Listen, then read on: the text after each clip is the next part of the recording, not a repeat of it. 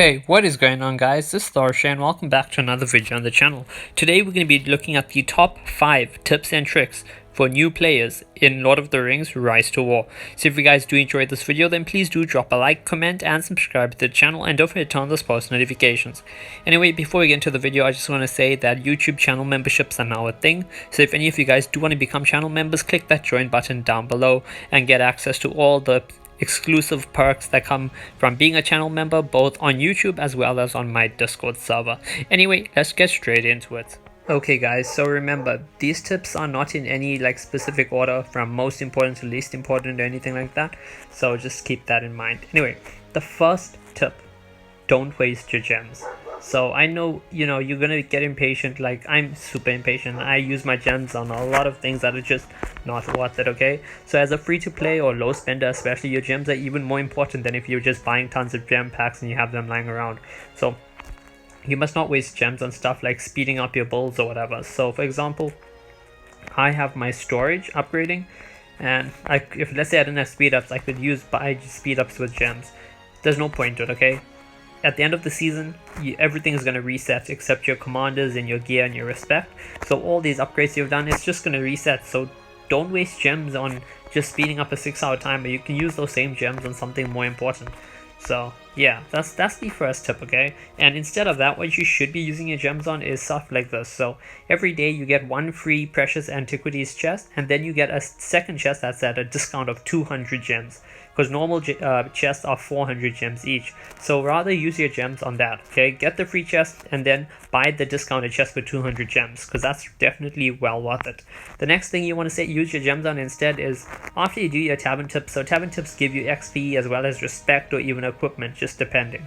So what you want to do is, instead of spending those gems on speeding up buildings or just wasting them on stupid stuff, you rather save them up and use it to refresh your tavern over here. I'm not going to do that now because I don't want to, but you instead use it at this: refresh your tavern for 200 gems, up your respect on commanders, because you do get a lot of tier 3 respect from your tavern tips, so it's definitely well worth it.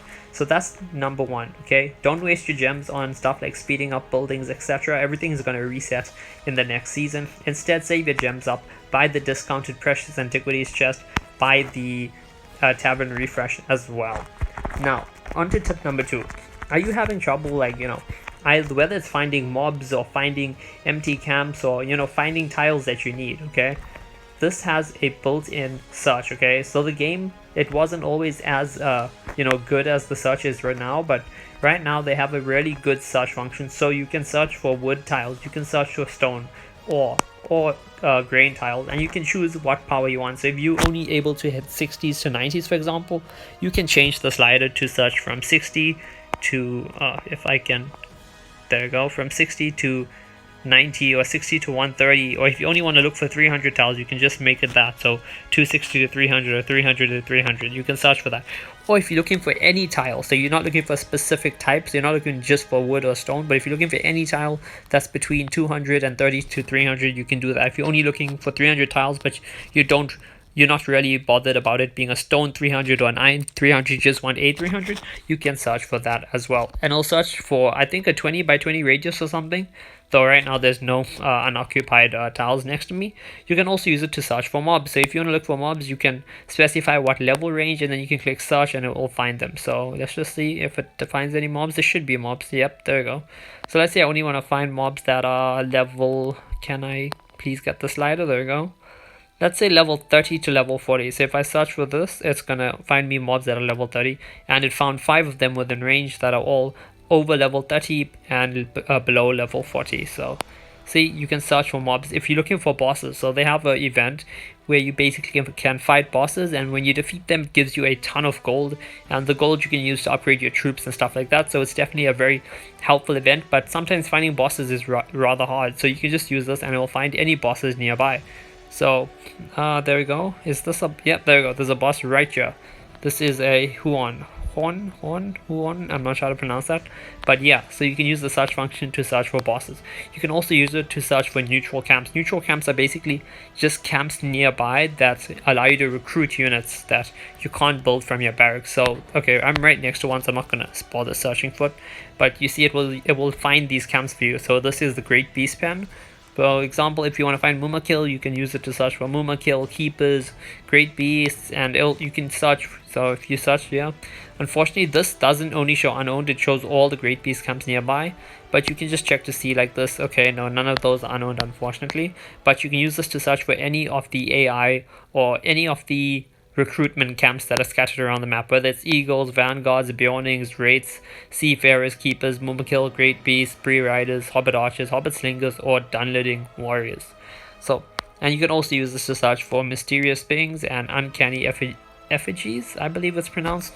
So yeah, that's my second tip. Make use of the search function, okay? I kind of rambled on a bit too much about that, but yeah, simply put, make use of the search function. Use it to find tiles that you need, mobs that you need, recruitment camps that you need, okay? If you're looking for for bosses, use it to find bosses as well, okay? Kill those bosses, get the gold, you know? Instead of just searching around like this and trying to find everything by scrolling through the entire map, it's going to take you a lot of time to use the search function.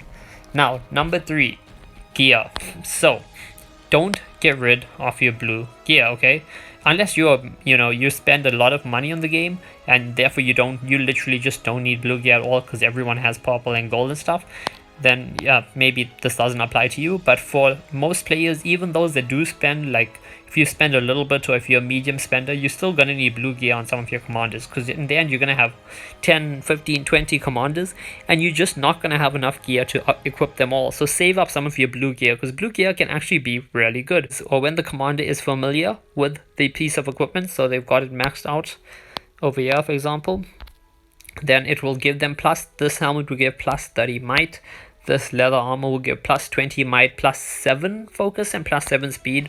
So yeah, blue armor can be pretty good. So like for me, I have like my main commander is equipped with purple and stuff, but like I don't have enough gear for everyone. So my Dwalin, for example, he's running blue gear, but it's not like a massive, debuff or anything to him, because this blue gear is pretty good. It's going to give him a ton of might and increase his might stat.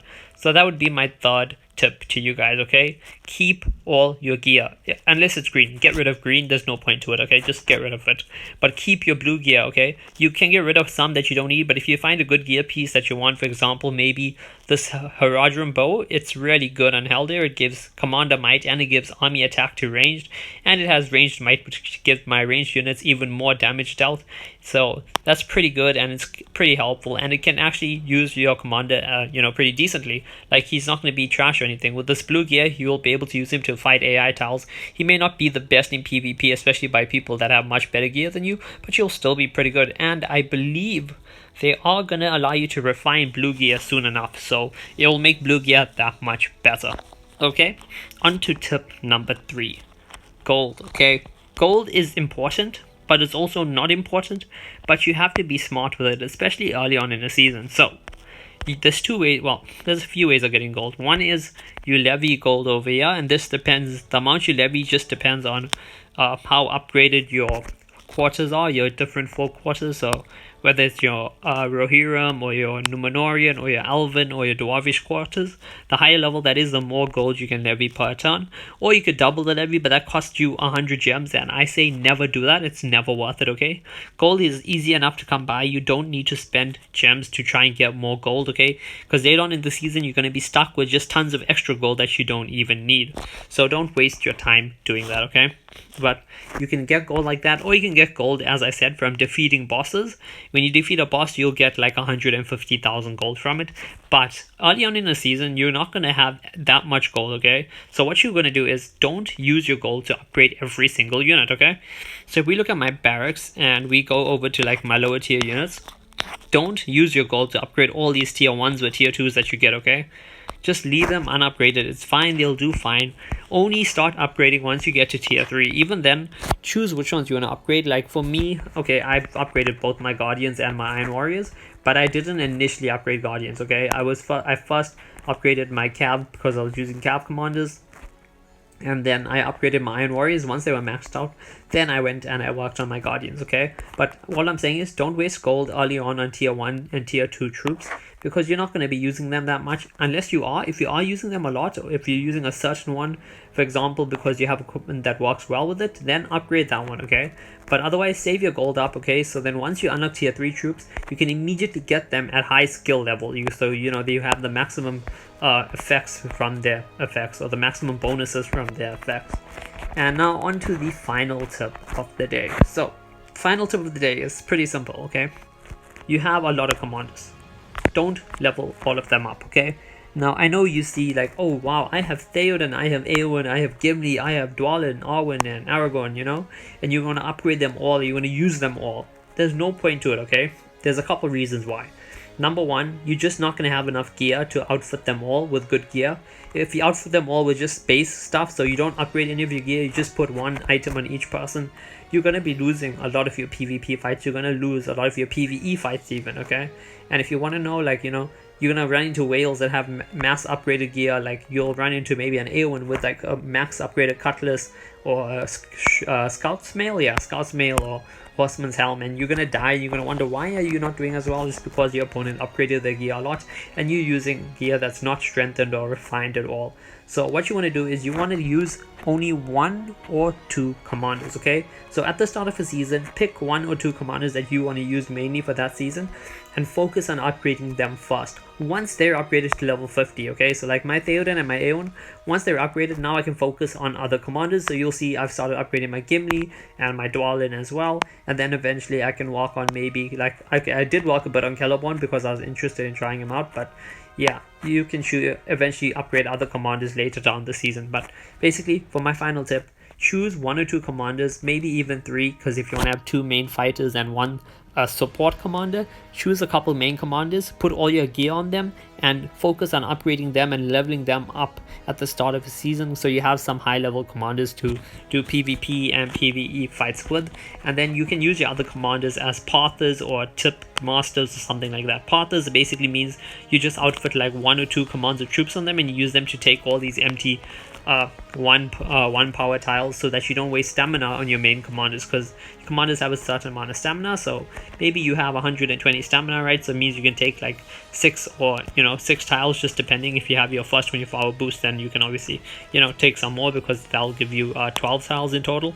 But yeah, you don't want to waste their stamina taking useless tiles that you don't want to use. So instead you'll use a Parther. So for example, I'll use maybe Arwen or Aragorn 2. I'll put like just 1 command of Cav on them, and I'll use them just to capture these weak tiles, so that I can connect to a tile that I actually want one of my strong commanders to attack.